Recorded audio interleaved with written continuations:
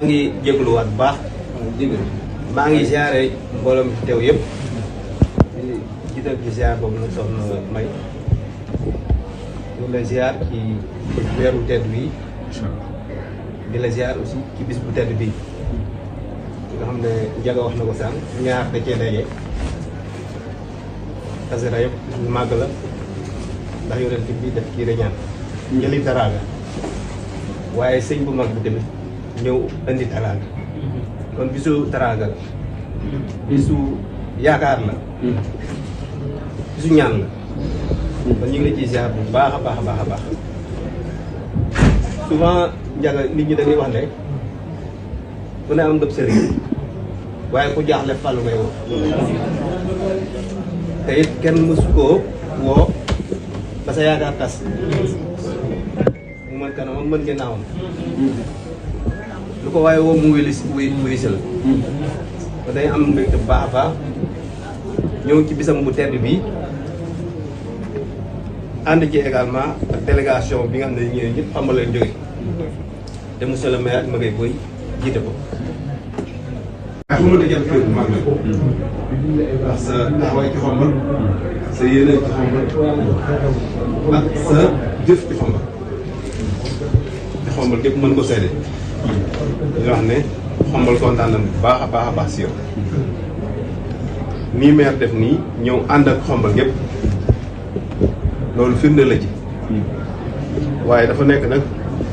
loolu ji ñuy jéem a awaat ci tànk yi rek waaye du nekk mu loom ne loolu la mën a fay ñu ngi lay ziar bu baax a baax a baax di gën a féddali kóllëre ko ñu ñaan suñu borom mu téel ñu ñu ngi ñaan ci barke bi ñëw tedd bi suñu borom guddal sa fan lool amiin amiin suñu borom may la wér décembre ndaxte sa yàgg fi njariñu askan wi la ndongo bi wax na lu bari ci yow ñi la xamit wax na lu bari ci yow waaye sëñ Fallou day ñi ko doon lu bari na waaye nag sëñ Abdou Karim moom da ca am ab cëru boppam na sa sëñ Fallou doon faje aajo yi loolu la sëñ Abdou Karim bi faje aajo yi nekkatul koo xamante ne dañ naan murid yee ko moom nekkatul koo xamante ne dañ naan jullit yee ko moom waaye nit ñi ñoo ko moom ak fu nu mën a nekk ci àdduna ku fi jaaxle boo ñëwee fii sa aajo fa ñu baree bari tàqale na leen seen njàqare kon ku amal njariñ Sénégal la ndax nag ngeen bi gis na waaye li muy gis woyof na ndax sëñ bi ñaan na ci ndax sëñ bi bu la joxee da nga koy taw ñun li nga yor bi ñu koy wut maanaam monsieur le maire ñu ñoo ànd ñëw fii sëñ bi xamal nga des sa xel seen xel nga daal ñu ngeen wut di leen ci jot wallaahi monsieur le maire nga xam ne baax li may wax bi ñu fi ñëw jaaxle woon nañu waaye bi ñu demee am na loo xam ne yaa am lu tax ndax sëñ Karim lu ñu mës a wax mu am ndax lu mu wax waaye lu mu wax mu am kon bi nu dellu métti woon na lool xam naa ne yaa ngi ko doon siiw waaye toujours ñu ànd ak suñu xel mu daal te jàpp ne du sëñ bi wax te xam ne noonu lay demee noonu la demee waaye yëmul rek ci ñaan ba mbir yi sotti mu ban ak ñaanam danoo gunge ba ci diir bu gàtt loo xamante ni ña fa jiitu woon te yoon ndomba tànk yi jafe wax ne ci ñoom yokk na ko moom ñu liggéey boo xamante ni moom la askan wi